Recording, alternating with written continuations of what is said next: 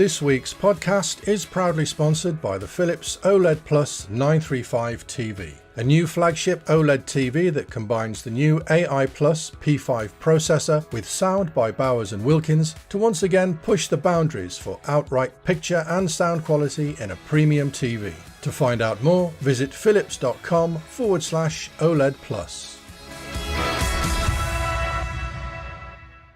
Hello and welcome to the AVForums podcast, streaming to you live on Wednesday, the 7th of October. And joining me on this edition, Ed Selley. I'm Mr. Arlington Beach, professional gambler. Kaz Harlow. Do I look like I give a damn? And making a brief appearance this week, Mark Botwright. I have a dinner jacket. So we're streaming once again. A little bit of a mix-up or a mix of lineup tonight for you because Mark's back. Mark's not been around for a little while, so we'll find out what Mark's been doing in a few minutes. But first of all, I just have to say thank you very much for joining us. If you are watching us live this evening on the YouTube channel, or if you're listening to us on audio, thank you for listening and, of course, sending your questions in. You can do that anytime during the week, or you can do it tonight in the chat window. Had a few emails, so we'll get to them a little bit later on. Thankfully, people have started using the email address and not just for spam, so that's great. We've got some questions this evening. Obviously, if you're watching us on YouTube, please like and subscribe to the channel. And the most important thing you can do this evening is click the like button.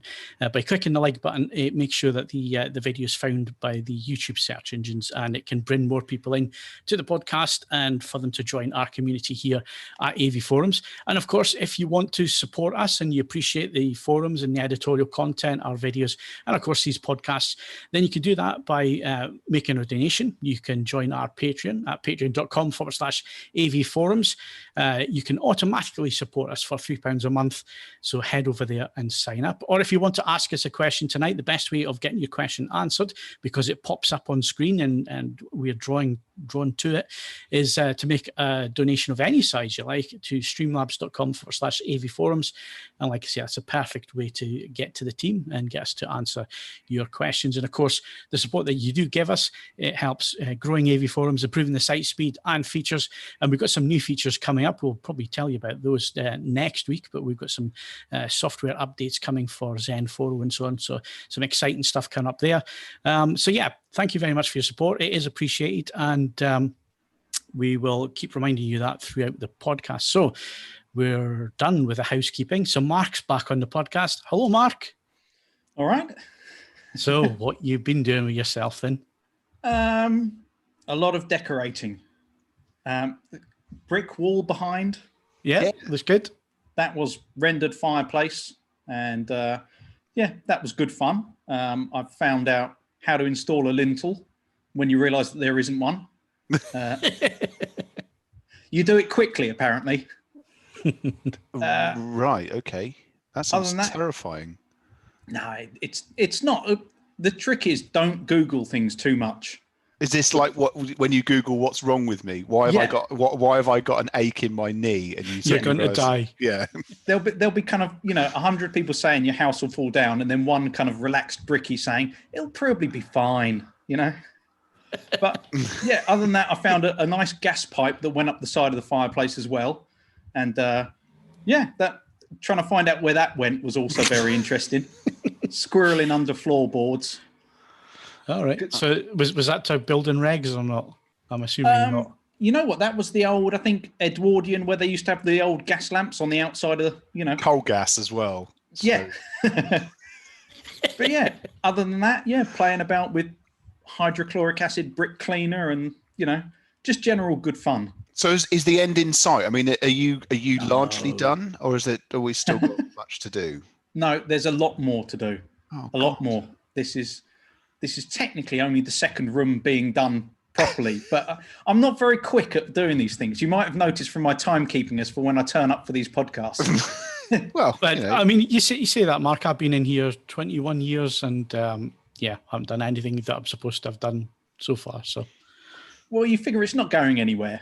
Well, that's it, and I'm not going anywhere. But I'm learning. So. I've found out how much brick dust will clog up a Dyson. You need a Henry. Only Henry is the indestructible thunder bastard.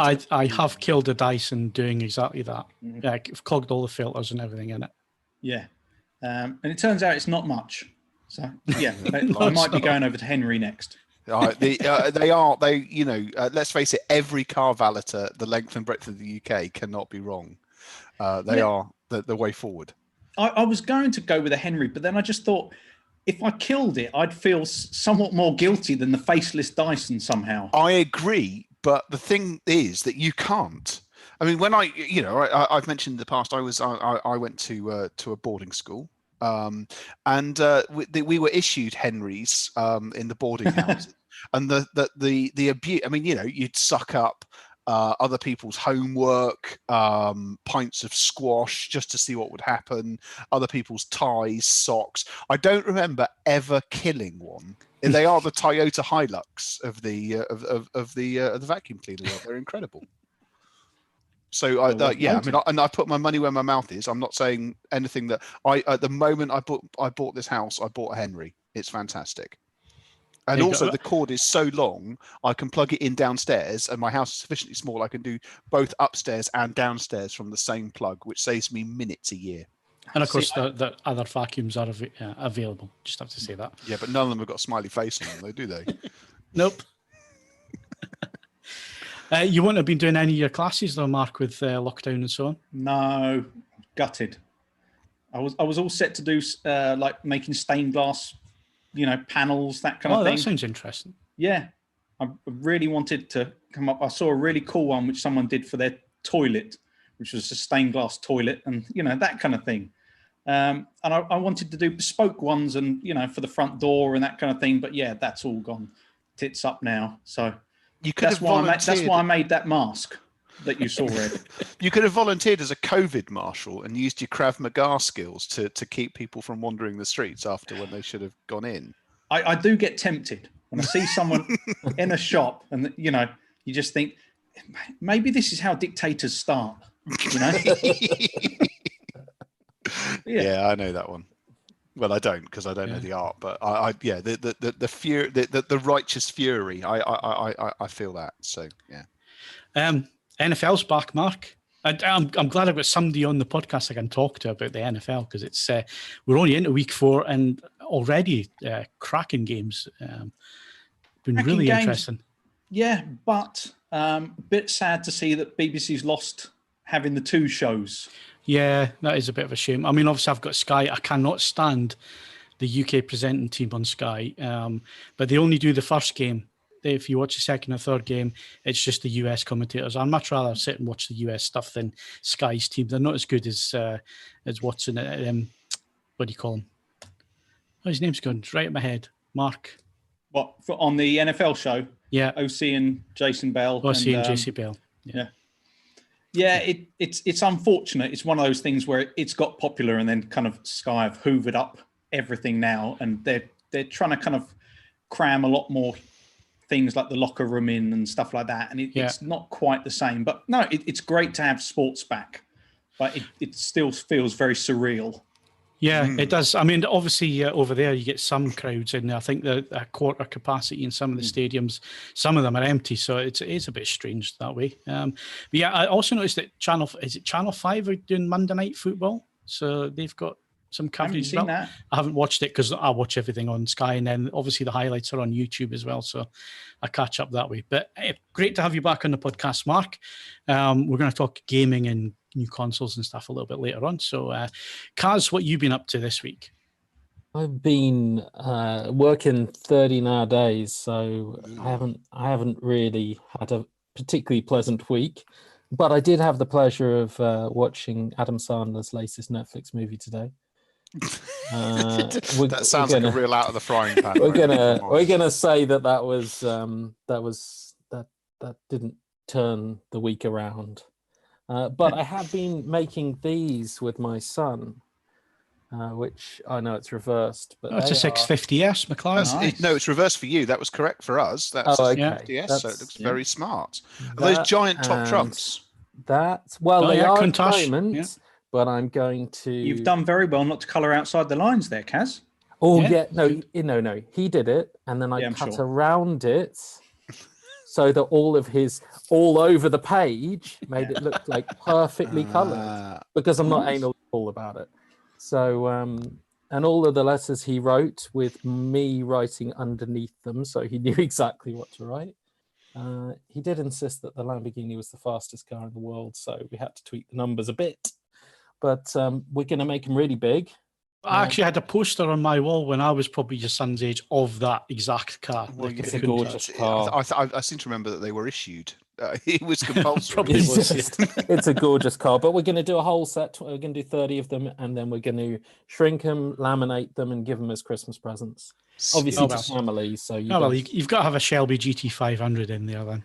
Well, I'm going to have a Mustang.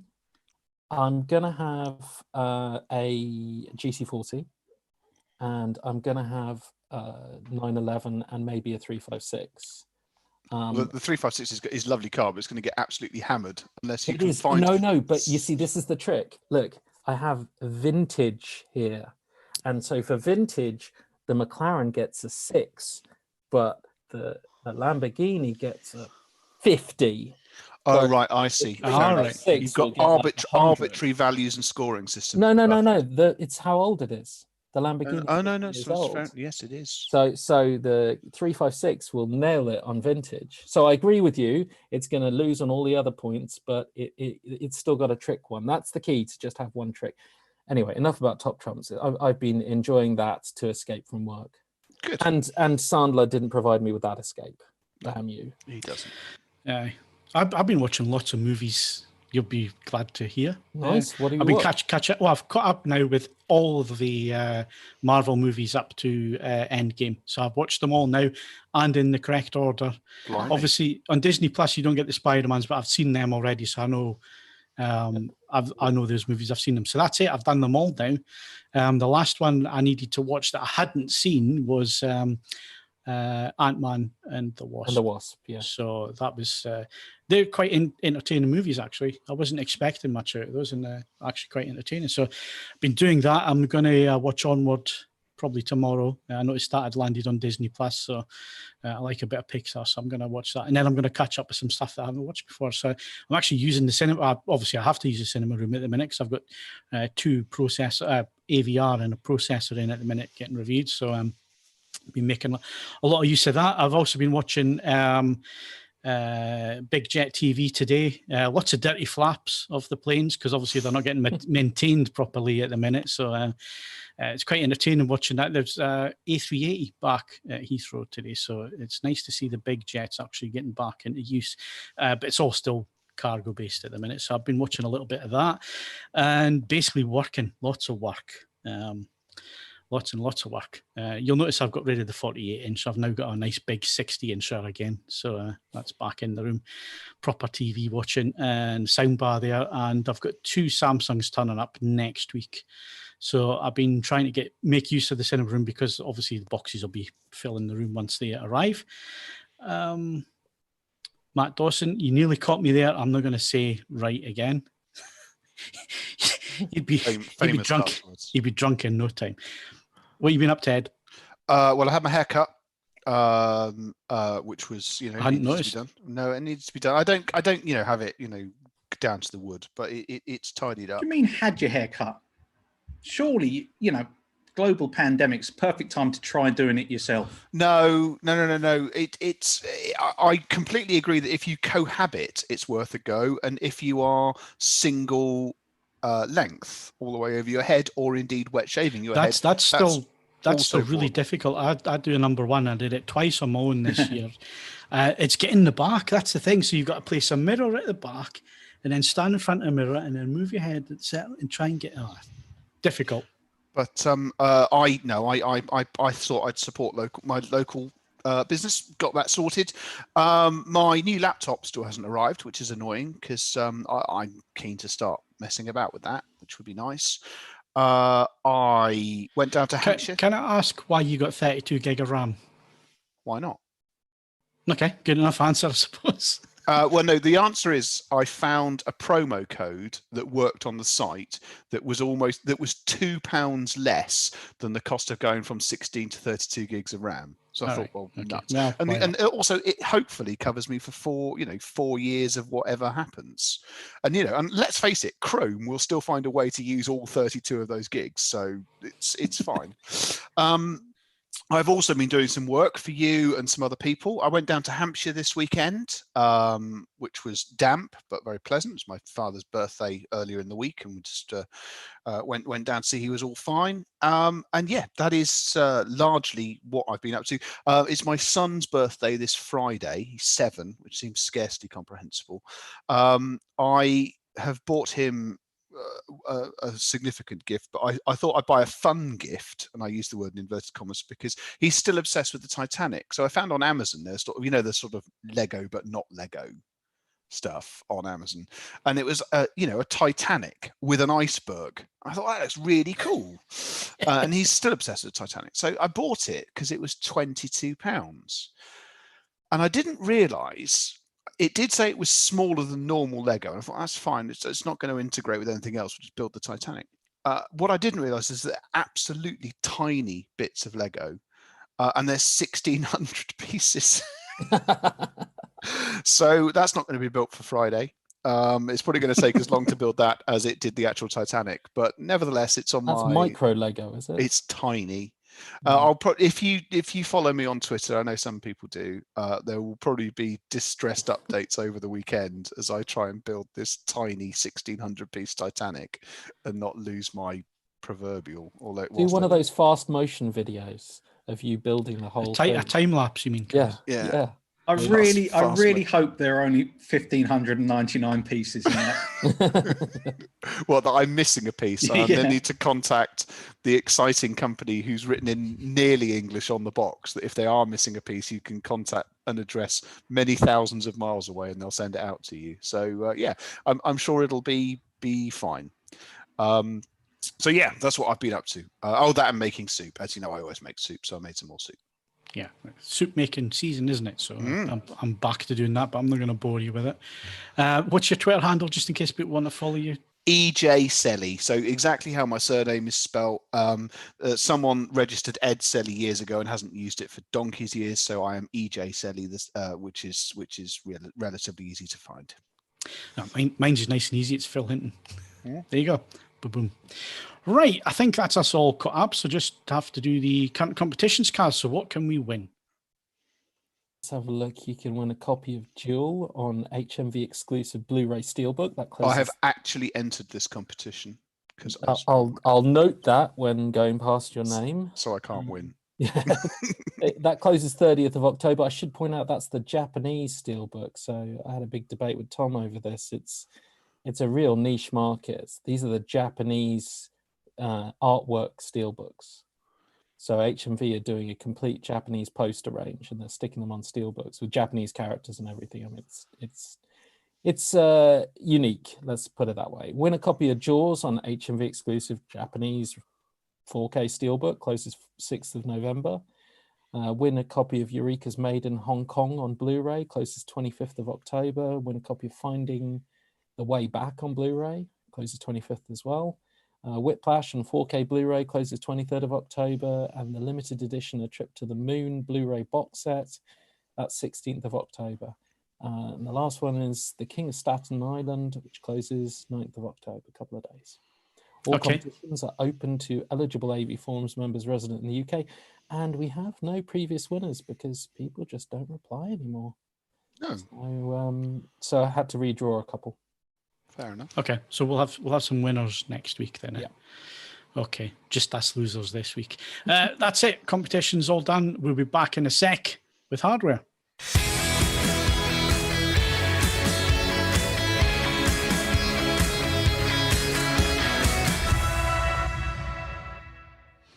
Right, so we're back to hardware and a couple of reviews, but Mark's back on the podcast, so why don't we do a little bit of games talk? Because I've got a feeling, Mark, you'll be buying both of the new consoles when they come out this year, will you? I'll have you know I've only pre-ordered one of them. Ooh. Oh, let me guess. Which one? PS5. No. All right. Okay. No.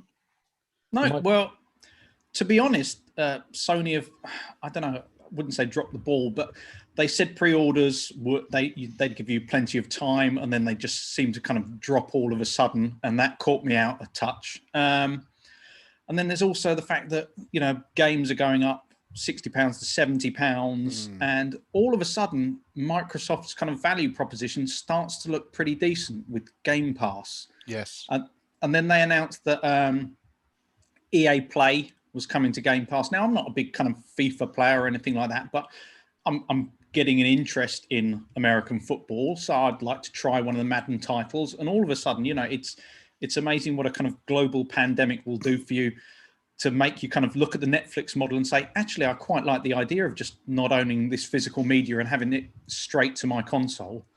And then Microsoft bought ZeniMax, the parent company of Bethesda, and that kind of tipped me over the edge. Just because the original Xbox was one of my favorite consoles. You had Morrowind, you had Knights of the Old Republic, you know, two of the best Star Wars games of all time there. Otogi and Jade Empire, they had loads of really good single-player games, and then they've kind of drifted away and let, you know, during the Xbox One generation, let things like the Fable IP kind of wither on the vine. And now they're kind of buying up studios. They've got a lot in the works, and it seems like, you know, if you're not too bothered about PlayStation 5 early games, things like Bluepoint's remake of Demon's Souls, and, you know, Spider-Man Miles Morales, again, that's going to be on PlayStation 4, then if you've missed a fair amount from the Xbox One era, then it's a perfect time to go with the Xbox Series X, I think, just because, you know, that you've got introductory offers, things like buy a year's worth of Xbox Live and you pay an extra £1 and you get Game Pass for the year on top of that. So, you know, there are lots of decent offers. It's clear that Microsoft, it's like for once we've actually got a reasonable choice between two systems. They're going in divergent directions. You know, you've got this games as a service model from Microsoft, subscribe, everything's based around getting you to, you know, sign up for ongoing subscription, and Sony's keeping it as it was. And probably for 12 months to 18 months, we won't see any really huge hitters or that many big exclusives for either console. So just seemed like the perfect time to kind of get back into the back catalogue of various Xbox games that I hadn't played before. But you'll still be buying a PS5 though, eh? Oh yeah. In the long run, I'm fairly sure. Well, the trouble is Sony do tend to make the kind of games that I like, which is single player things, stuff like your God of War and, you know, Ghost of Tsushima, and all that kind of thing. But again, Sony kind of disappointed me when they showed like footage of Horizon Forbidden West, the sequel to Horizon Zero Dawn, during the, you know, the PS5 trailers and all that kind of thing, which led everyone to think all Sony's talk they believe in generations was this was going to be a PS5 exclusive, and then it kind of trickles out. This is also coming to PlayStation 4. So, you know, there's going to be a fair amount of time where most of the big hitters are going to be cross-generational. So, you know, what's driving you to buy those next-gen systems? Well, it could be like I've got a lot of PlayStation 4 games left to play. They'd be better on PlayStation 5. That was my original thinking. But again, Sony have been fairly slow with their messaging about how, you know, game saves are going to transfer, how these games are going to be upgraded and everything. Microsoft's been front and center saying, we want you to play your old games on our new system. And they've been showing off. A lot of the stuff has been under NDA for these Xbox Series X's that they've sent out to people to test. But what they've wanted to really show off has been how much quicker the solid state drive makes all the older games, and that's before they've been optimized. And also things like they're pushing a kind of quasi HDR over the top of games that weren't mastered that way, and they'll disable it if it doesn't work properly. But again, that's another big selling feature. So it seems like if there's any games that you've yet to pick up or stuff from the Xbox One generation that you haven't played like me, it just seems a bit of a no-brainer to go with that. Just at least in the not short least term. because it's just, as you know, let's face it, the GameStops of this and all the rest of this world are just chock full of, you know, very reasonably priced content to just keep you ticking over. Yeah, exactly. And also, I've got to say, the quick resume feature was another thing that did tip me over. This idea that it uses kind of part of the memory as like a kind of cache almost like you're creating a unique save state for the game. So in the same way that, you can power down your console and then start it up again from rest and you'll be straight back into the game. This idea that you can have multiple titles in the same kind of, like a faux save state and just pick up within, 10 seconds or something. And that's using, certain backwards compatibility titles. So then you think what the titles that are actually optimized for that solid state drive and for that system will be like. Mm. So are you worried about your TV not having HDMI 2.1, Mark? No, I'm I not. wouldn't be either. No, it's one of those things. It would be nice to have it. Don't get me wrong. And, variable refresh rate going forwards is going to be a huge thing. However, it's a question of implementation. And I think the time to really get that is when it's been kind of, when it's matured a little bit. Yeah. Yeah. I mean, there's no doubt there's going to be at least one title on each platform that will take advantage of and push the technology as a showpiece. There always is, isn't there, with a new console launch? But I think that's going to be it for a while in terms of, AA, AAA titles. I think you're only going to have one per platform, certainly at launch anyway. I'd be surprised if there was more than that. So yeah, it's going to be interesting. I mean, obviously you're going to have to get these consoles because I test TVs and going to be testing TVs. I haven't got the consoles, but I'm not a gamer. Maybe it'll turn me. Maybe I'll suddenly become you've just mentioned American football. I can sit and play American football games. That's interesting to me. And cars are interesting to me. You've got a way in. So yeah. Well, that's the thing. I never played the Forza Horizon games, and they're on Game Pass. And so, Microsoft's got some kind of big hitters there. And yeah, that's quite tempting. You play a bit of Madden, and I'll play you on that because there's no way I want to go up against random people. It's your ass handed to you by a 12-year-old. Well, it's not just that. It's you've got kind of, you think, right, well, I'm assuming there's somewhere kind of continental Europe. There's French rap music playing in the background, and they're clearly cursing me. And I don't understand it. And I'm thinking, I'm paying for this, I'm in my own living room. Being abused. Yeah. Yeah. Oh, fair enough. So are you excited, Mark? Have these consoles got you excited to try them out? Yeah, well, I wasn't excited, but there's the same thing, which is I'm very easily influenced. And as soon as people say something's going to sell out, you kind of go, I'm not a mug. And then you find yourself refreshing a page 10 times in a minute or something. And then, yeah. Take my money. Yeah, exactly. I got in a late kind of pre-order for the Xbox Series X, but it's just one of those things where you do kind of want to be there day one. I understand why, if this is a big hobby for you, then what you get is, it's not like a kind of iPhone or something like that, or a new phone every year or every other year.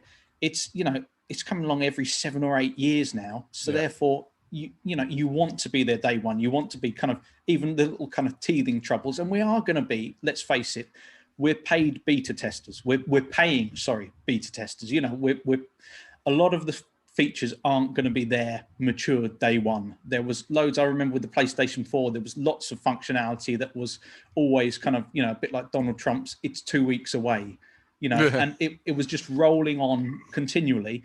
But yet then you have the benefit of being able to see that system develop. And, there's kind of a joy in that as well. Good stuff. Right. So I'm sure I said right again. I nearly did. Yeah. This poor guy's going to be dead. His liver's 2 fingers. Right. Okay. Let's move on. Great catching up with you again, Mark, on the gaming side of things, even though I have very little interest in games. These consoles, they're going to be interested because I need to be interested, basically. But I'm sure I'll get into gaming. And yes, I'll play American football with you. Distantly, obviously. Right, so let's go to Ed, because Ed's been listening to some headphones from Philips. Yes, I have. Now, I think it's just important before I talk about the headphones themselves. Obviously, you will have seen both at the very start of this podcast, and that there's been some promotional material on the Philips X3 on the site itself. I wasn't party to any of this. I just said, do you want to review a pair of Philips headphones? It's like, yeah, all right. So all of the findings that I have reached in my review, which will be out imminently, about the Philips, was reached just by, spending some time with them. And this is important to stress because I went into this review quite cold in terms of I had no expectations either way of how these headphones were going to be. I have to be slightly thrown by the fact that, you know, a manufacturer of quite smart products has gone and released another generation of just plain old wired headphones. A sort of, it felt like an unusual move. And with all that in mind, I left them running upstairs, got a couple of hours, got 30 hours on them, and then I started listening. And they are absolutely outstanding. They are a genuinely brilliant pair of headphones. This works at two levels. In many ways, getting them to sound good is the easy bit. They are open backed, which always is an advantage. So obviously, if you're trying to use them in the same room as someone else who doesn't want to listen to them, tough, because they leak noise they're not quite grado leakage noise, but they leak a lot of noise. So you'll have to bear that in mind in terms of your usage patterns. But 50mm drivers and an open back design, it gives them tremendous sort of sound staging and dynamics are absolutely fantastic. That's in some ways the easy bit. The most clever part of these headphones is that they weigh 380 grams. Now, contextually, that's just like it's a random number. As I say in the review, the first time you go to pick them up, you'll do a sort of exaggerated cartoon snatch because you'll pull at them thinking that they weigh much more than they do. They are phenomenally light, and Philips has managed to get this lightness in without any sort of feeling of them, you know, in any way feeling fragile or in any way anything other than really quite robust. It makes for an extremely comfortable headphone because you can sort of see from the images what's being done by Philips is that they've split the business of how the headphone, the enclosures themselves are mounted and how then everything mounts to your head is undertaken by two separate pieces of equipment. It looks a little odd, but it's absolutely fantastic in practice. They're extremely comfortable. Weight distribution is borderline perfect. And it really, really helps that you can just wear them without any conscious weight on the head, and they're extremely comfortable. Really, in terms of criticisms, I'm down to nitpicking. I think that Philips could have been bolder with the color. I understand why they haven't been, but I think they could have been. I think the option to have a bolder color finish would do them well. If you kept the dark metal surround and then lightened up the fabric on the backs of the enclosures, I think that would look brilliant. But then again, I'm not paid for my design consultancy, so you know, make of that what you will. The other thing that's only fair to point out is that they are a relatively odd thing. They're a £300 pair of home wired headphones. They need a headphone socket of some description to do anything useful at all.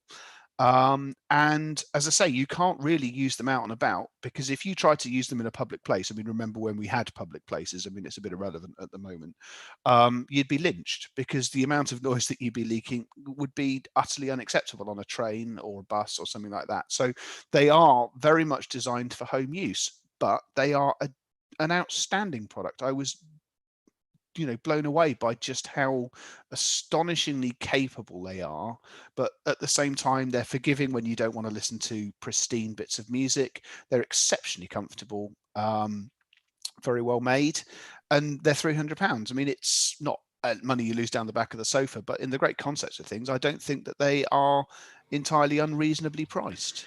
Was your astonishment because of the Philips brand on them? Yes and no. As again, I say in the review, every now and again, Philips remembers that it has something of an audio pedigree. It invented a format called CD and other things. And it lobs a product into the hi-fi category, which is enormously disruptive. So it's not that I didn't feel that they could. I just questioned whether they were still bothering in this regard. I mean, they've had, successful run with the televisions, and there are many other product categories in which they're active in, which they've also had some very good years. The last great Philips hi-fi product, I know they've been making headphones and they may take this as an insult, but they can take it as they like. The last great Philips hi-fi product was the 963 SACD player, which unfortunately had in the less welcome Philips tradition, sounded magnificent, but was extremely delicate.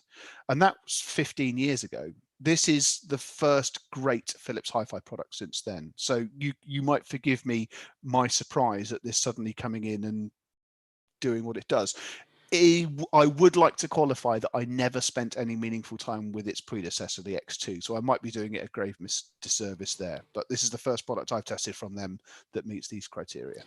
I see where you're coming from, because back in normal times, Ed, back in January, I went to the Philips launch event out in Amsterdam, and as well as the TVs and the little TV workshops and all the rest of it, they had a workshop for these headphones, and we were basically sat in the room given a pair to listen to for half an hour.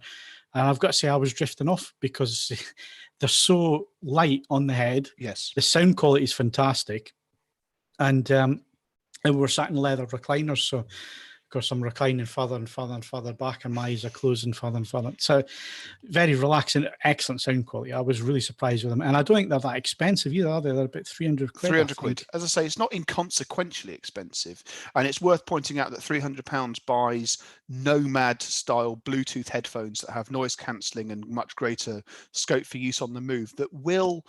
They're not going to be as good sat in a quiet home environment, but they will still work in a quiet home environment. You've got to really want a pair of home headphones. And that's literally when I'm left criticizing what me guessing about Philips's business practice, you might surmise that there wasn't an awful lot wrong with these. So they were genuinely impressive. The only thing I would like to point out is normally with headphones, I take some photos of the packaging. They didn't turn up with packaging. They turned up in an enormous wooden box, which had a tiny bottle of whiskey and a little glass in it. So both of which are still completely intact at this point. So I don't know what the packaging looks like, but I'm sure it's a smart box with Philips written on it. Well, you're not going to keep them in the box, are you, really? You'd rather have the wooden box to keep them in, wouldn't you? If you're to be honest, the wooden box is enormous, so it would be a problematic home object. You get a reasonable bag to store them in. Again, at that price, some rivals give you a zip pouch, but Has the whiskey gone yet? No, I had to point out, I generally, on the rare occasions I drink whiskey, drink Irish whiskey, not Scotch. So it's actually, I think actually I may have handed it to my brother when he came up, because I said, do you want some emergency whiskey for the journey home? And it's like, yeah, all right. So that was fine. So I hope he wasn't driving. No, he's taking the train. All right, okay. So he can just sit at the station drinking his miniature and shouting at people, in true public transport fashion. So that was fine. I kept a little glass because it was a very smart little glass. So that was all good. Okay, good stuff. Right, before we go any further, please remember, if you are enjoying the podcast and you're watching it on YouTube, please click the like button. It is very important. It helps the podcast get found amongst all the thousands and millions of other videos that are on YouTube. It brings people in, brings them to our community here on AVForums. So if you can, please hit that like button. It really is important. And of course, you can make a donation at any time this evening or even during the week if you're listening later in the week. You can do that via the Patreon. So you could be a regular. Give us £3. Sorry. That's $4. All right, it's £3. Sorry, the thing that popped up on the screen confused me there. I thought it was the wrong. I thought I was saying the wrong amount. So for £3 you can become a supporter. You can do that through patreon.com/AVForums, and of course you can donate any amount you like to streamlabs.com/AVForums and ask us a question. We've had one donation come in so far this evening. I'm sorry if I get the pronunciation of the name wrong, but it looks like Salmonad, who donated £5. Thank you very much. It really is appreciated. Right, so I'm going to move on and talk about another TV, because that's what I've been doing all summer, is reviewing TVs. So the 48-inch LG C10, it's exactly the same as the 55 and 65 in terms of picture quality. So go and read those reviews. Is that short enough for you? I think this is a long time waiting. We've been talking about it for a long time on the podcast, specifically the 48-inch screen size. There hasn't been any screen sizes under 55 inches. And of course, for a lot of people, the living rooms just can't take a 55-inch, or partners don't want such a massive screen in their living room and so on. So they look at, or maybe where they place their TV is just not big enough for a size of 55 or 65 inches. So it's nice now to have an option at 48 inches. But like we said, all the way back in January at CES, the way that they are cutting the glass for the 48s is with the 77s. So they don't cut a lot of 77s just because of the size of the glass to start with. So I think it's 2 77s and 2 48s from the same sheet of glass, which gives them the least amount of waste when they do that. But as you can imagine, they don't cut a lot of 77s. They don't sell a lot of 77s, which means that the 48s are not going to be available in huge numbers, huge quantities, which means that you're not likely going to get much discounting on the 48-inch. And in fact, the 48 inches is almost the same price as the 55. And we guessed this way back in February on the podcast when we were discussing the TVs coming this year, that was going to be the case. And that is the case. And it has proven to be the case. Numbers are not huge for the 48 inch. But if you want one, you can rest assured that the picture quality is identical to the 55 and 65. Filmmaker mode is here again. It's incredibly accurate out of the box. I haven't seen any that have been massively over 3, and 3 is, in terms of delta E, is the threshold at which you'll then start to see issues with the picture. So if it's under 3 delta E, it means that if you normal, you shouldn't see any issues whatsoever. Over 3, then you will start to see problems with the image if there's too much green or blue or red in the image and so on. Under 3, you won't see any issues. And Filmmaker mode has been under 3 on every TV I've tested from Panasonic and LG this year. And of course, Philips are also supporting it, and Samsung are as well. So we've got Samsung coming in next week. I'll be interested to see if Filmmaker mode is still as accurate on those, because Samsung like to do their own thing with picture mode. So it'll be interesting to see if that is in line with the creator's intent. In terms of peak brightness, on a 10% industry window is 625 nits. And just for comparison, the 55 was 700 nits when I measured it, and the 65 was 659 nits. So they're all round about the same level. LG display, they try and aim for around about 700 nits in terms of brightness, but obviously from panel to panel, you are going to have differences. And that's right around where we expect it to be. Obviously, with it being an OLED per pixel basis, so you can have one completely black pixel next to one completely bright white pixel on the pixel level, which gives you fantastic dynamic range. The only issue with the C10 this year has been a little bit of issues with floating blacks. If you have brightness set to the default at 50, up until recently anyway, and I don't think well, I know that the recent software updates haven't quite fixed it properly. If you click down to 49 or click up to 51, it solves most of those issues. I believe it is quite an issue, and I've just noticed somebody in the chat had also mentioned the bad blacks. Well, gaming in HDR, it's one click one way or the other. It should solve that issue.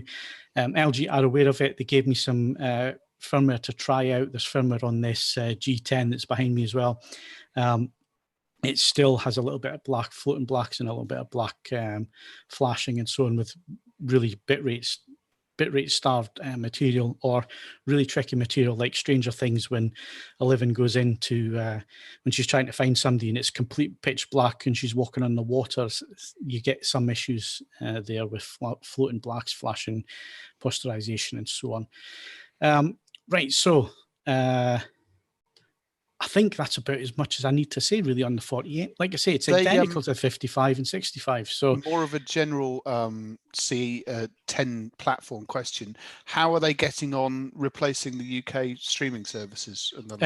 BBC iPlayer is back on there and it works properly. And none of the other catch-ups have turned up so far that I have noticed. So, yeah, it's it's I mean, that's now still a what, bit of an issue. I October? mean, I'm in a unique situation where obviously my aerial was blown off earlier in the year, and it's just not been practical to have someone come around to fix it.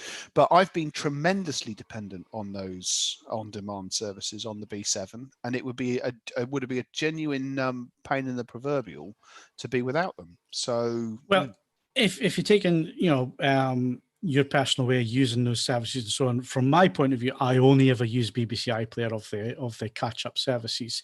Maybe UK TV now and again for Dave. well, I've got Bake Off to watch after this, mate. So Well, what's Bake Off? Is it Channel 4? Is it? Yeah. All right. I see. I don't watch any of the others. Adverts. Yeah, same here. I've just become thoroughly intolerant to it now. Yeah. It's kind of goes iPlayer, then through Netflix, and then kind of Amazon, and then occasionally I go to UK TV Play, and then you just, oh no, it's like taking a trip back in time or something. Yeah, I mean, if it's something on ITV Channel 4 or Channel 5 that I really want to see, I will record it on the PVR or Skybox, because I can fast forward the adverts. Whereas if you're watching it on video on demand, well, you see, I can't force the adverts on you. Don't I you? agree with you, but at the moment I can't take the live feed to video it. So that's the. Well, get your aerial fixed then. Oh, it means having a. How many months is that it's been sitting? It blew off about in a Feb. year. It blew off in Feb. Right. So it's probably rusted to buggery by now. I can beat that. I've been without TV aerial since last August. There's a wire that pokes out of my wall, and I don't know where it goes. Well, that's going to be an exciting one to rear its head. So, I mean, Mark, in your absence since we last spoke, I did find out I need a new roof in the next 4 to 5 years. So I have got that to look forward to. A minor, but I need to stress that that's not the sort of thing that I'd be attempting on my own. So, yeah. I mean, I've been here 21 years. Like I said earlier on, I've needed a new roof since the day I moved in. Still hasn't been done. Does it leak? Not that I'm aware of. Yeah, Right, it's old and it needs to be lifted and relaid, and just never got around to it. Well, that's heartening. See how we go then. So yeah, it's all good. I mean, obviously, because I need to spend most of my disposable income on super unleaded. Yeah, what were we talking about again? Oh yeah, so the C10 TV from LG. If you want 48 inches, yeah, ideal. If you're a gamer, everybody seems to be touting it as a gaming TV, and I guess it's just because it's 48 inches. I mean, a gamer's. It's got 2.1 as well, hasn't it? Well, they all have. The 55 and 65 has, and they've all got G-Sync. So is there any reason, Mark, why you would go for a 48 for gaming rather than a 55 or a 65? I think it's generally just a case of perhaps those who are most enthusiastic about getting this kind of TV, perhaps size is an issue. Like if you're trying to have it as a bedroom set or as a, you're in halls of residence or something like that, then, going for a 65-inch probably isn't, going to work out that easily. So I think, there has been a big market for, something just under 50-inch for quite a while. I mean, Phil, how much smaller than the 55 is it? Oh, it's noticeable. Real... When I put it on the TV rack behind me, it's noticeably small. Obviously, I'm so used to having 55 and 65-inch TVs. But yeah, there is a difference. I had them side by side with a 55, and it's still a noticeable difference. Because what you got to remember is it's not like back in the days when we had plasma and so on, where the bezel was like 3 inches either side of the screen and so on. The screen is the panel now. I mean, they're almost bezel-less, and so they don't take up that much room to be honest. So. See, I remember when it was touted that a 26-inch set was the perfect size for a gaming set. Yeah. And then it went up to like 32, and that seemed extravagant. Yeah. Well, what was extravagant was there was a Mitsubishi widescreen, or was it a 4x3 that was around for a long time, because it was 36 inches, and it was the only CRT TV that could get to 36 inches. They were the only company doing it at the time. I remember back in those days. I mean, you take it for granted now, 55 and 65. But yeah, it's a cracking TV. You are paying a premium for it, and the reason you're paying a premium for it is that it's going to be low in numbers, just the way that they're producing them at the minute. And of course, we're in the middle of a pandemic and so on. So, facilities that were going to come online at the beginning of the year still haven't, and so on. So it could be like that for some time to come. It could be the case that these TVs actually stay around a bit longer than they would normally, just because of what's going on at the minute. But it's a really good TV. It's identical in terms of picture quality to the 55 and 65. And if you're somebody that can't fit that size of TV into your living room, and you need something a little bit smaller, or if you're a gamer, or I wouldn't use it as a PC monitor. I think that's where I draw the line. Console gaming, you'll probably be fine. But when you're talking about PCs, you're always going to have some kind of fixed HUD image or fixed image or whatever. And I think that would be a little bit too much. Consoles, I haven't seen any real issues. And obviously, Mark, you use your LG all the time, gaming-wise and so on. Have you got any image retention issues on it? Absolutely none. And it was something that I was deathly scared of. Right.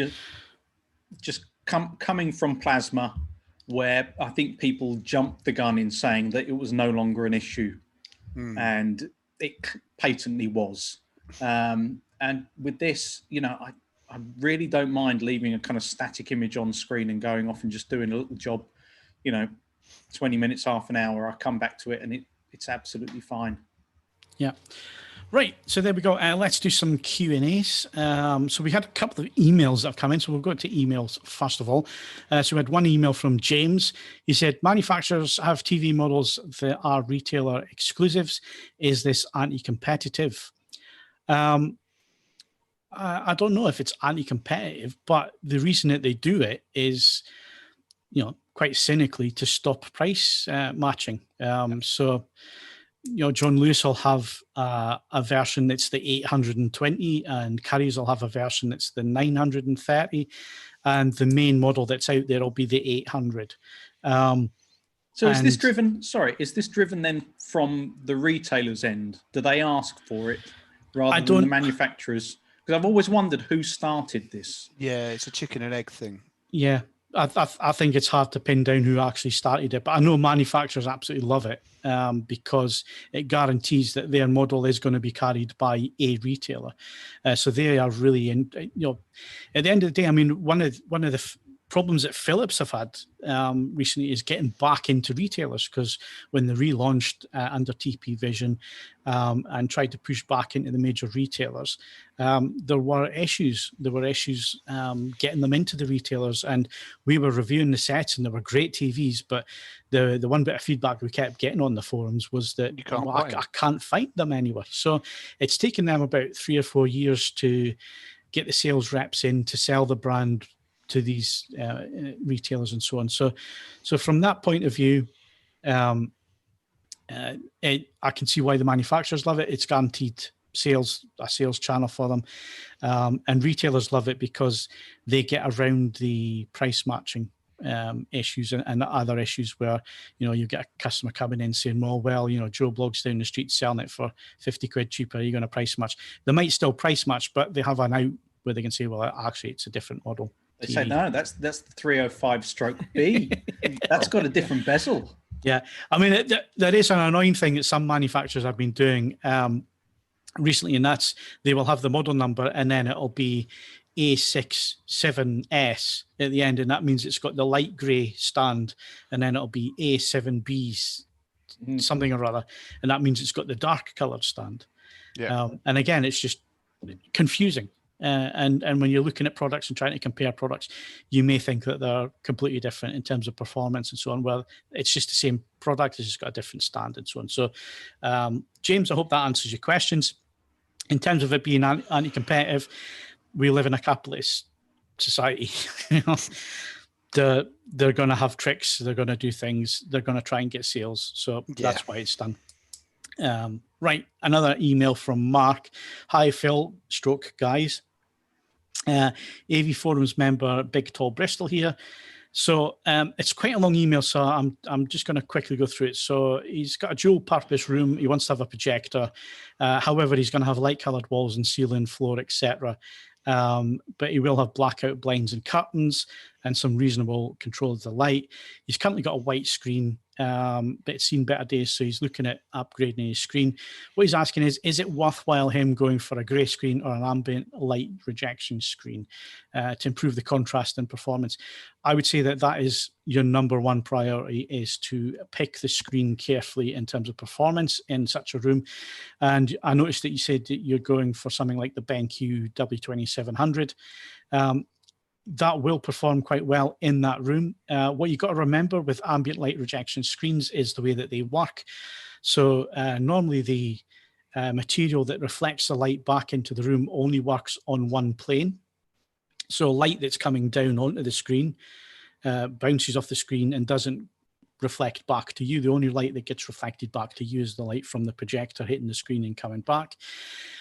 There are issues because it's a solution. So if you go for a grey screen, it will turn whites a bit more yellowish unless you calibrate for the screen surface. The other thing is that you will get hot spotting. And basically what hot spotting means is that where your eye then becomes in line with the light being reflected back from the screen, that part of the screen looks brighter than another part of the screen. It's what's called hot spotting because it's spots of the screens. So like everything, when it comes down to displays, it's about matching the products as carefully as you can and trying to make the best of a bad situation. Because if you're in a light colored room, the one thing that is going to happen is that light is going to bounce around the room. It's going to bounce off the ceiling, off the floors and so on. So if you can reject that from the screen using a light rejection screen, you will get much better performance. And a lot of these shot throw projectors that are coming out at the minute, like a Hisense, actually come with a light rejection screen for that very purpose, because it sits under the screen, it shines up, and then the light comes out to you, and any other light isn't reflected back. So yeah, that would be my choice, but I would take your time.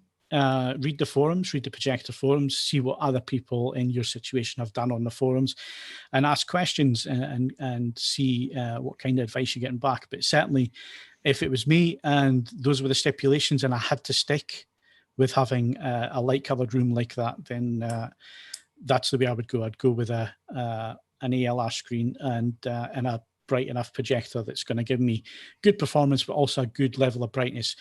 And another one to think about if you're going to go down that room is the Epsons. So if you have a look at the Epsons, if you want something that's a lot more accurate for HDR and so on, and has wide color and so on, then yep, look at those. Any other questions that we've been seeing? I saw a few. There was Samanad, who also donated earlier, so thank you very much.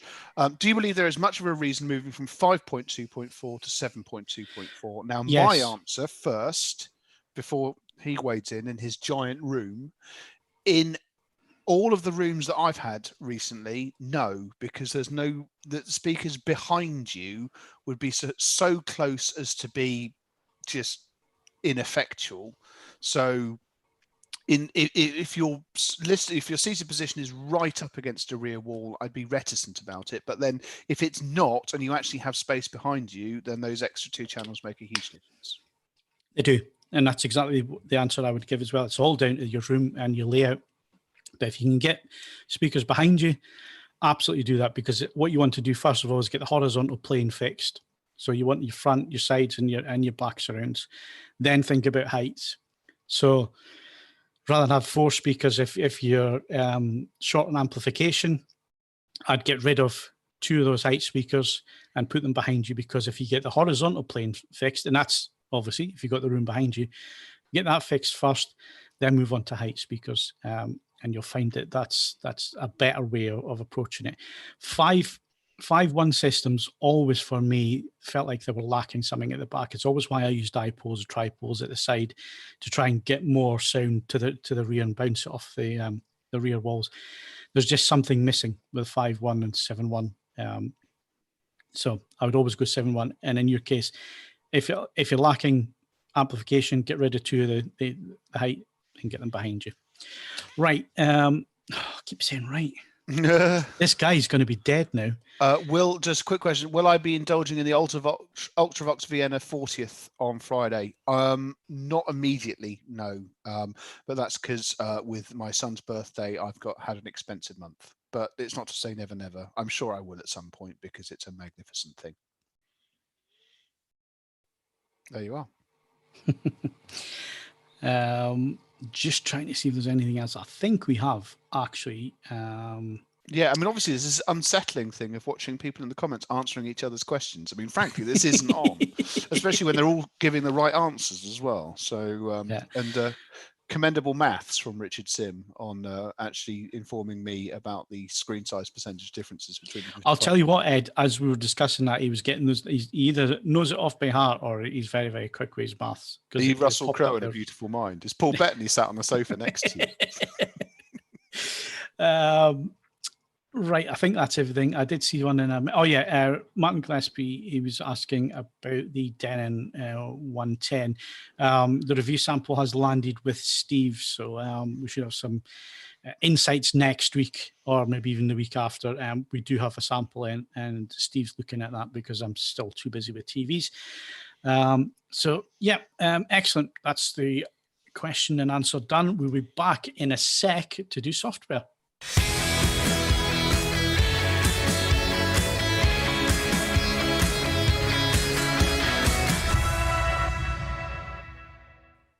So we're back with software, and we're going to move to music first. And before we do music choice of the week, Ed, you wanted to pay tribute to Eddie Van Halen. Yes. In some regards, as a proper, a true rock and roller, to quote Guy Ritchie, it's in some way quite a remarkable achievement that Eddie Van Halen lived to, very sadly die of cancer. But he did. Now, I'm going to put my cards on the table here, with the notable exception when they got a bit electric in the 80s, that some of those songs are very charming. Van Halen is not my specialist subject, but the influence that he has had on how everyone else plays guitar is just extremely deep and extremely long lasting. He is the progenitor of an awful lot of sounds and methods that we take for granted in terms of music that we listen to now. They originate with him. He's a true innovator, was a true innovator. And effectively, it's it's a great catalogue. It's a lot, in their heyday, very much a larger than life group of individuals, for better or worse. And in terms of just raw joy of back catalogue, they are. He leaves a tremendous legacy. The irony is, the last thing I was listening to that was his work was, ironically, I was listening to Beat It. Maybe I'm responsible for this because I was listening to Beat It the other day, where of course he did the guitar track for that, and it's just phenomenal, utterly phenomenal. So yes, rather uncomfortably young in the great scheme of things. It's not a great age in this day and age, but he got a lot done in that time, it's fair to say, and I use that in all senses of the word. So yes, a sad loss, but what a catalogue to be remembered by. I've got to say, I wasn't a fan of his music, but I do appreciate the fact that, like you say, Ed, in terms of how the electric guitar was used, I do appreciate the fact that he was somebody who advanced the cause, let's say. So I will say I owe him a debt of gratitude, because I can't remember what dreadful modern work my son was addicted to listening to, but I was able to introduce him to Jump, which is, let's face it, an overplayed record, but nevertheless, when you're 6 and you haven't heard it before, that's a big deal. And it was infinitely better than whatever garbage he was listening to prior to that point. So, he did sterling work that day. Thank you very much. Yeah. Mark? I'm afraid I have nothing really to add on Van Halen. Again, it's one of those acts that you can recognize as kind of, influential without ever having really kind of been into them. Yeah. Other Jump, solo on Beat It, and Spandex, and beyond that, I'm afraid I'm out. I'm the same, but yeah, we do appreciate the talent, and obviously the guy was mega talented. Right, let's move on. Shall we do some film stuff before we come back to your music choice? Let's unleash Kaz again. Yeah. So Kaz, film reviews.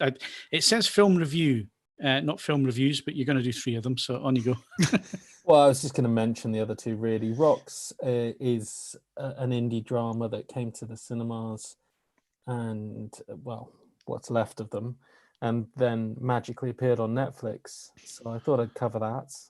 Very good, almost improvisational debut for a lot of teen actresses. I mean, they're really good in it. It's very honest drama, a little bit like a British version of America's Florida Project, and hints of Andrea Arnold's early work, like Fish Tank. Anyway, that's very good. More prominent is Blumhouse is releasing all of these movies in October. I suspect they're all going to be terrible, judging by what Tom regarded of his first one and what I thought of the second one.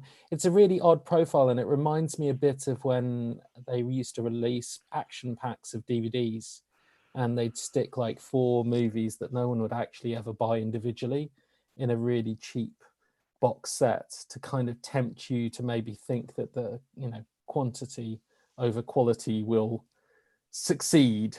Blumhouse have put together these 4 movies, released them for Halloween. They're utterly unrelated. They're not even really even linked by horror themes. And they package them up and unleash them on Amazon. And so far, they're just distinctly bang average. So, I mean, they're harmless, but I don't know what they're playing at. And The Lie was the one I covered. You can watch it if you've got time to bleed. Netflix's latest Adam Sandler flick, you know, what do you want to know? It's not Uncut Gems, probably primarily because that wasn't Netflix. That was A24, and Netflix bought up distribution internationally. I mean, he obviously makes his money making these movies, but it's just a it's a money laundering operation, I'm telling you. It's just, Adam Sandler films. He's one of the highest paid actors on the planet, and I've seen him do genuine acting. I like his serious drama, and I actually like his early comedies. This is just lazy filmmaking. Yeah. And there's so many big names in it. Steve Buscemi's in it. I mean, he's always in every Adam Sandler movie, but what's Ray Liotta doing in it? Anyway, being paid. Again, if you've got nothing to do and you want to see Adam Sandler have a jolly with his mates on Halloween, I'm going to be honest, I thought it looked all right from the trailer. Well, I mean, it reminded me a bit of Waterboy, like a Halloween flavored Waterboy. He's doing the voice, isn't he? He is doing the voice. He's playing this awkwardly, socially inept, weird character role that he seems to love doing. But, you know, within 30 seconds, he's projectile vomiting after, you know, referencing Rocky. And it's coming from the writer of the Mighty Ducks trilogy. So wow, what pedigree. It's pretty bad. I think it's the director of Little Nicky as well, maybe. But it's you know, it's harmless. It's harmless. It's not as bad as a one-word review. Yeah, I mean, it's the same with The Lie. I mean, these are harmless. It's harmless. Yeah, they are. That's why they keep getting 5s. It's just bang average. But it is tiring. It's something then getting a cinematic release, and it just simply has. I didn't hate it. Harlow, it's pretty much going to be it. It won't kill you. No, it won't. It won't offend. It's not offensive viewing, but bloody hell, I mean, put some effort in, guys. So yeah, those are my reviews. That's it. Splendid. Is that the last of the Sandlers? Because he got signed up to do. He got signed up to do 4. I joked in the review that he's on number 28. I couldn't be bothered to count. I think it's. I think he's feel up to, like there's more. He's up to like 8, maybe. So he completed his 4 a long time ago, and clearly they love him because Netflix's model is they count how many viewers watch 3 minutes. So, well, hey, it's a new song. Is this a little bit like one of those things where, like, the hit rate on YouTube for like a public execution video or something like that? People just have to see if, like, the Adam Sandler film is as bad as it seems. I mean, come on! If you're rating it based on 3 minutes, I'm not surprised. I mean, it's how Michael Bay got his numbers for 6 Underground.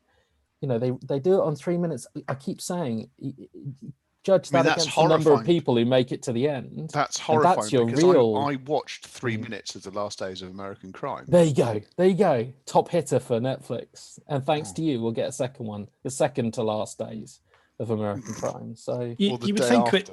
you'd think with the industry the way it is at the minute and the money that Netflix are obviously throwing at people, you'd think they would have a bit more success rate than they are at the minute. I don't know what it is. I mean, he is making money off doing bad films. Well, here's I'm the thing. gonna- Do you remember when Sky started generating more of their own content?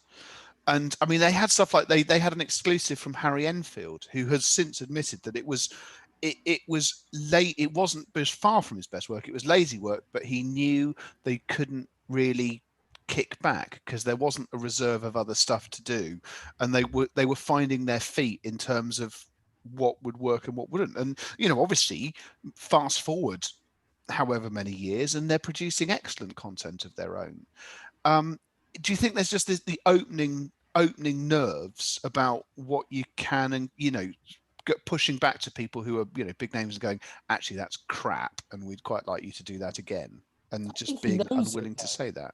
I think he knows it. He's made Uncut Gems. He knows what a good movie looks like, and he knows this isn't it. He doesn't have to watch them again. He just has to turn up and Well, it's get like the drunk with his podcast, isn't mates. Well, other than with the wheelbarrows full of cash. Oh yeah, you have to point that out. We don't get paid. So I'm going to make a prediction though. I think Adam Sandler is going to be a good older actor. no, this is it. It's not like he's pinned his flag to the sex bomb, is it? So he No, can- but I think he's going to be so beaten up by life, the kind of pathos that will exude from him as an older actor. I think, yeah, it'll be palpable. I mean, Bit like Burt Reynolds in Boogie Nights. Yeah. Well, except that hopefully but without the gopping plastic surgery, which sort of Yeah, exactly. removed his ability to make facial expressions. It is exhausting. But yes, that's what you got to look forward to if you want to watch some movies. Okay, Hooray. so if you want a good movie, rocks. Everything else is if you've watched everything else on Netflix, you may as well. If you've completed Netflix. Yeah. I don't think anybody will ever complete Netflix. Like, it's mission impossible, isn't it? Really. All right. So we mentioned the state of the industry. Let's do that before we move on to 4K and Ed's music choice. So, Cineworld this week. Well, when we started putting the running order together, they were thinking about it. They have now confirmed that they are closing all their UK cinemas tomorrow, which is Thursday, if you are listening later in the week. Which puts about 5,500 jobs in the UK at risk, which is never a good thing. But of course, obviously, Cineworld have to think about their business and having to retain the business. And of course, it's part of a larger group as well. So you've also got Picture House in there, Picture House Cinemas, which Cineworld bought a few years back.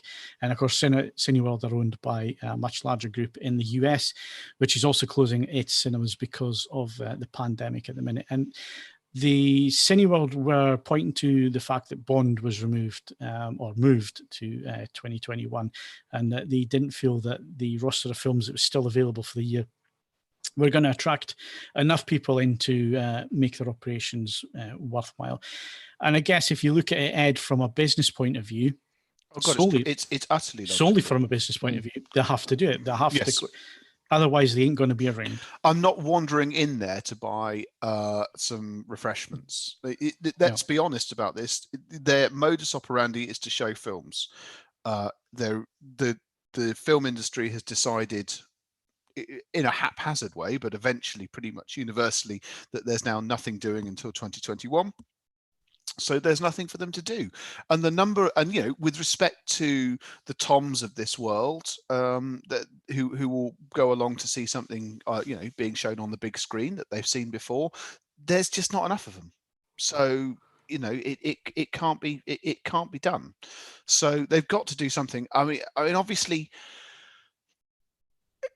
there's the sense that there's an element of brinkmanship. It's like, we're just leaving 5,500 people to reapply for their jobs as and when we open and then sort of looking in the vague direction of the government is distasteful. But I don't really see what options they've got. They have at least the option of hopefully coming back rather than standing on principle and just dying anyway. I mean, it really was a rock and a hard place, isn't it, Mark? Yeah. I mean, you've got to think, you want your business, and you would think that the studios, I mean, I don't know what the situation is with the studios, but if Cineworld were to disappear, they are the second largest cinema chain in the world in terms of screens and capabilities of screening. So if they were to fold and go under, it doesn't leave. Studio could buy up the properties really. Well, there is. There's that conspiracy theory or theory that the studios want this to happen because they'll then buy it up and so on. Because I think there was a competition law.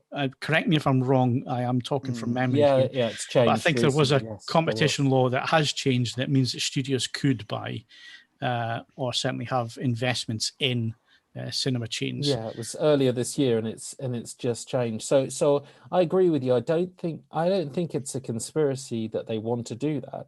I think they just don't see a necessary downside to everything getting chopped up and shut down if they can buy it and have like a Netflix cinema or an Amazon cinema or a Google cinema or a mainly studio cinema like Sony. If they can get that on the cheap, then I don't think they see it as a downside. The Netflix cinema, all Adam Sandler. Yeah, that's it. Well, it sounds stupid, but these are people making money at the moment. Yeah. Amazon and Netflix are raking it in from at the moment. They're also trying to show football in cinemas now as well. They are, yes, yeah. So there is a sense that maybe there might be, rather than it being the death of cinema, it'll be the death of what we currently see as cinema. It will have to diversify in some way. Because if you think of the model that they've got at the moment, surely it's got to be dwindling returns from here on out. Well, I mean, the numbers were going down pre-COVID in terms of people going to the cinemas. And that's why a lot of the chains were starting to look at having redesigning their cinemas. So Odeon were going down the luxe route, which was more luxury experience where you had alcohol sales and so on. You had comfy seats and so on. And then Odeon also introduced Dolby cinemas into Leeds, Manchester, Birmingham and London. Again, premium experience. You were paying for the experience and so on. So they were starting to move over to that kind of thing. I know Cineworld had their 4D and other things, and IMAX is obviously been getting more and more popular as time has gone on with cinema goers as well. So I definitely think that there is a market for the cinema. I want to go back as soon as I can. It's just I'm not personally going to go back while there's still the chance of catching COVID. Whether the systems in place are good or not, there's always that risk. And I think it's put a lot of people off as well. One of the risks here is that people's attitudes to cinema and habits change if cinemas are closed for such a long time. They get used to watching. Sorry, my voice is suddenly gone. I get what you're saying, but they get used to. Go on. No, I was going to say there's also the other kind of aspect of it, which is potentially you get this massive upswing when they're finally open again, which is, all the things that people have been missing for 6 months to a year, people flood back because they want to experience that kind of thing again.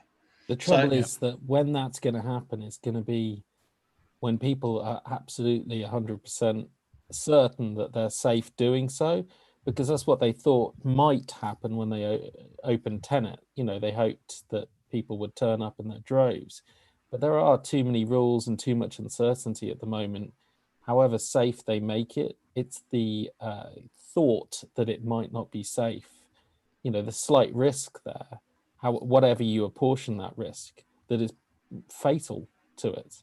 And I don't think that'll go away I don't think it'll go away in 2021. I think these people who are moving films to April, May 2021 are being ambitious. It's going to get moved again. Ultimately, you've got to do what's right for you. I have made the decision pretty early on in this. I'm doing my best. There are a number of local concerns that I would be bereft to lose, and in some cases they're run by people I count as my friends. I'm doing what I can to support them. I've just got to have an article of faith that some of the larger organizations will in some way or another find the means of coming out of this the other end in some way, shape or form. It's about concentrating the slender resources and ability to go to these places that I've got, and I'm just concentrating on trying to look after them at the moment. I mean, I say that from a position obviously that cinema was never a particularly big part of my existence. It's not the same as it is for some of you guys, but then equally I'm, you know, let's face it, it doesn't happen at quite such a public level, but many venues that I've enjoyed watching live music at have been essentially in mothballs since March. Yeah. And I'm in many ways I'm much more concerned about them Well, I mean, than I am about a global chain. Yeah, I mean, there's whole sides of the industry that just hasn't reopened even yet. So, I mean, you're looking at a lot of theatre, a lot of the arts, and nightclubs, Ed. Yes. You know, you forget how big a part of the younger generation going and using nightclubs and so on. They don't have that at the minute. You know what I mean? So no, not the discotheques anymore, Phil. Yeah, I remember the discotheques, Mark. The roller disco. Oh God. Oh no, I don't know. Broken limbs all round. Yeah. So, yeah. And the latest rumor on top of all of that is that Wonder Woman is going to head to streaming. Oh, yeah. Well, I mean, this is the other flip of the coin, isn't it? I mean, it could be that we're cutting out distribution costs, cutting out the middleman. Marketing. And marketing and everything else. What service would that go to? Well, they haven't talked about it yet because, of course, HBO Max would be the obvious choice for Warner, but that hasn't rolled out internationally. So it's not, they don't have the options that Disney Plus have. Yeah. So I mean, it's all very well as talking about this, but let's face it, Disney is the only people with the ready-made who can do it. Yeah. At the minute. Yeah, but they could roll out HBO Max internationally quickly, or they could. I was say that would be a huge kind of flagship title to go out, wouldn't it? Yeah, yeah, exactly. Or they could just sell it to Amazon. You know, sell it to. I mean, what could happen though is that studios suddenly think, right, we're going to release our own streaming services, and the competition gets so intense that at the minute you can dip into these services for a month at a time and so on. I suppose that could change. It could become, no, you have to sign up for 12 months if you want our service. And I suppose Amazon's the natural candidate because it obviously has in-app purchase already. So you could you could just make it a DTV sale. So and it would be, you know, just build through your Amazon account, which would be the quickest and easiest way of doing that. Well, a lot of releases, they did that at the start of lockdown. They released a lot of films on premium rental, they called it, didn't they? Yeah. And they stuck it on Google, Amazon, iTunes, you know, all of the usual places. I'm not gonna isolate one of them, but yeah, you could pick it up. You could pick it up in 4K, and you pay a premium to rent it. They could do it for Wonder Woman if they didn't want to roll out HBO Max. But as Mark says, that would be a sensible flagship vehicle to do. Just obviously platform fragmentation is getting bananas. Yeah, going bananas it's going to get worse, Ed, I think. And like I say, I see it coming that to sign up to these services, whether it's Netflix, Disney Plus, Amazon, whatever, it has to, well, Amazon, they do a monthly, don't they? They do a monthly or a cheaper annual. Yeah. But I see it coming. I see it coming in the short term. You're going to have to sign up to 12 months contracts and so on. You should just buy more records. I think in America there are only 2 studios. I can't remember who they are, but there are only 2 studios who don't have a streaming service because there's a lot more options in America, like Peacock and like HBO Max. Hooray! So there are only a couple of studios where they couldn't do this. Yeah. Okay, well, I'm going to use another one of my phrases. It'll be interesting to see what happens with that going forward. Train your glasses. Right, Ed, what's your music choice of the week? Very simple, this one. This is Working Men's Club by Working Men's Club. It shouldn't be too difficult to remember that one. This wasn't going to be album of the week. When I was listening to it when it was released on Friday, it's like, that first track's a bit of a mess. But I came back to it, listened again. And by today, this is a blinding piece of music. It's, in some ways, I suppose it is derivative. There's little elements of 80s and 90s electronica sort of lurking in there, but it's wielded in a way which is a bit different. They cover a lot of ground. There's some absolutely fantastic tracks on it. It's on all the major streaming services. As you can see, if you've taken leave of your senses, oh no, you can't buy it on cassette anymore, because other people who have taken leave of their senses have already bought all of the ones on cassette. But as you can see, physical media, you can have vinyl, CD, there's obviously downloads. And it's on, as I say, it's on the major streaming services. I've really enjoyed listening to this. It needs more than one listen. It has a grower effect on it, and I've thoroughly enjoyed it. Honourable mention to the thing that I did think was going to be my album of the week, which is the latest effort by Groove Armada, which doesn't break any new ground, which is why I've gone for this over Groove Armada, but it's a good listen. Can't argue with that as well. Okay, good stuff. So let's move on to 4K releases and news and so on. And I noticed that Stevie DR has noticed Lord of the Rings UHD Extended Edition Trilogy. It popped up on the Best Buy website. I don't think it's been officially announced yet, but it looks like we're only going to get the 4K UHD discs in that package. There will not be any Blu-ray discs, Kaz, with that, which means, if anything, you're going to get the movies. There is the extended edition and the theatrical cuts in 4K. You're not going to get any extras with that. You just couldn't fit that on the disc. Yeah. Doesn't sound like it, unless they stick all the extras on one extra disc. And that's assuming that they actually do give both cuts. Because the cynical part of me would say it sounds like they'd give just the theatrical cuts. Like no, I think and then do it again. I think Bill Hunt mentioned that it was confirmed, certainly via the Best Buy leak, that it was both versions. Okay, and no Blu-rays. So, is it one you're going to buy? I've never been a Lord of the Rings. Oh, it's tough. Guy, I mean, I can't say that The Hobbit didn't dent my interest in the whole Lord of the Rings thing. So returning to it, I mean, I did like it back in the day, but I've owned so many versions and I've seen it so many times, and it is, 12 hours if you can watch all the extended versions. I mean, I watched them all again when I broke my leg, so I don't need to do it for another 10 years now. So. I was going to say, was this because you couldn't get away? Yeah, I was just left lying on the ground. Like the scene in Misery. Yeah, back in the day, me and a group of mates watched them all in one day. Never again, ever. They're still like friends that. with you, are they? Yeah, the group of us. I mean, it was tough. That was a tough ride. You make it sound like the tour in Nam. It was not a good day. But 3-day Blu-ray bunker saying no HFR with The Hobbit. Let's hope not. No.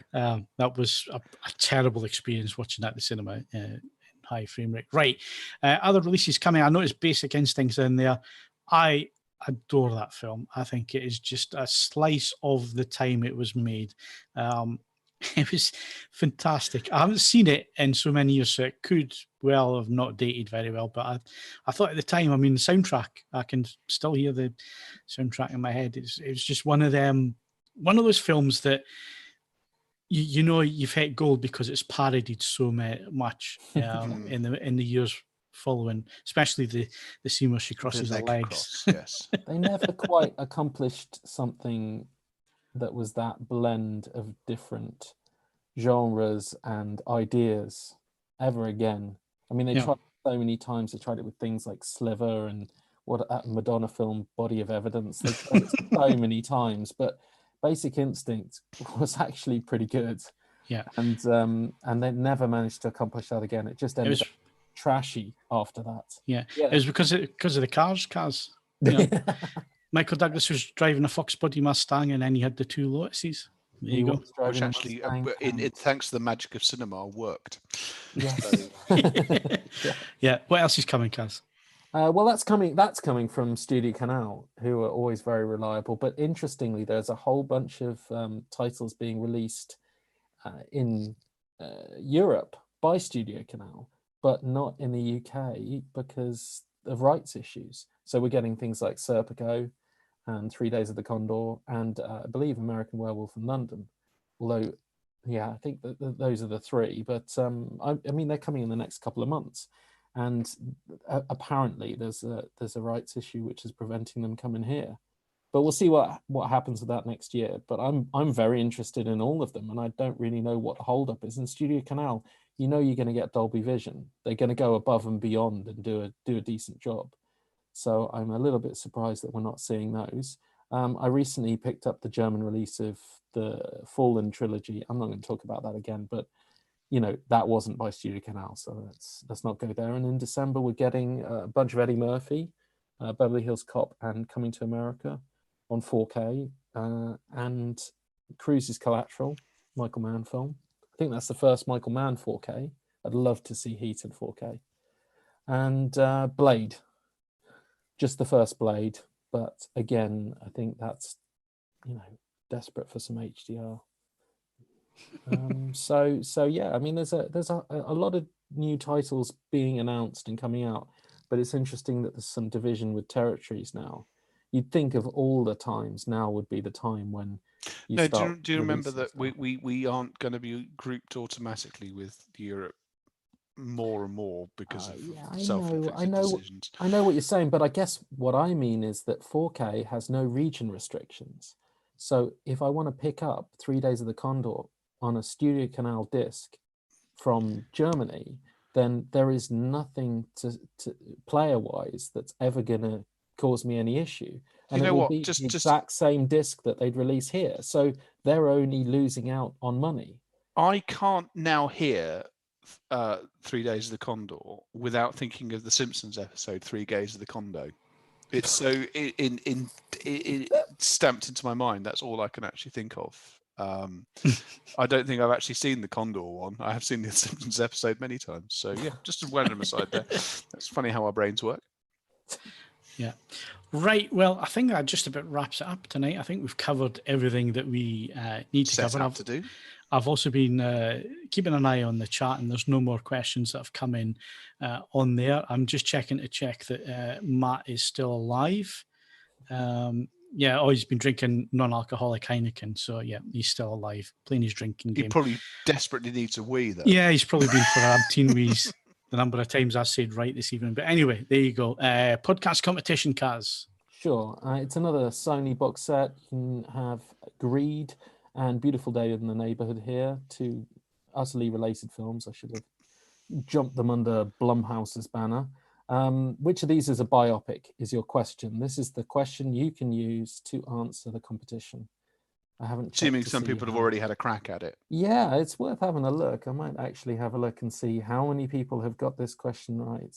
Oh, they've done well today. 61% have got it correct. Ooh, well, there you go. That's one for statisticians to crunch on. Yeah, that's better than last time when we ruined the average. It was 100% incorrect on all of them. Nice skills. Yeah. Mark, you thinking of coming back on the podcast, or have we scared you off yet again? After I'll pop along here and there. Excellent. Yeah. Well, it's been nice having you on the podcast. So thanks for your time this evening. Yeah. It's always good to be back. To catch up, and that's it for this week. So my thanks to Ed Selley. Utter one more syllable and I'll have you killed. Kaz Harlow. Does it look like we need the money? And Mark Botwright. Someone's in a hurry. If you enjoyed the podcast tonight, please remember to like the video. So if you're still here and watching us, please hit that like button. It is important. It means that the podcast can be found, is available to our wider audience, and we can bring more people into our little community here, or cult, whichever way you want to look at it. Also, one of us. Hit the subscribe button as well if you're on YouTube at the minute. And of course, if you're listening to the audio-only version, then you can give us a 5-star review if your provider allows you to rate the podcast. And of course, you can follow us on Twitter and Facebook. You can bookmark AVForums.com for latest reviews, news, and video. And of course, like I say, leave us those 5-star ratings where you can. That's it for this week. I'm Phil Hinton. Thank you very much for watching and listening, and we'll see you again next week.